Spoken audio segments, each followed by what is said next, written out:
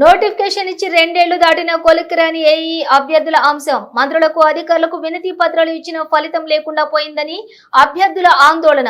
గాంధీ భవన్ దగ్గర మోకాళ్ల మీద కూర్చుని నిరసన వ్యక్తం చేసిన ఏఈ అభ్యర్థులు. మార్చిలో 1:2 రేషియోలో అభ్యర్థులకు సెలెక్ట్ చేసిన కమిషన్ డాక్యుమెంటేషన్ జరిగి 3 నెలలు గడిచిన అపాయింట్మెంట్ లెటర్లు ఇవ్వని కమిషన్.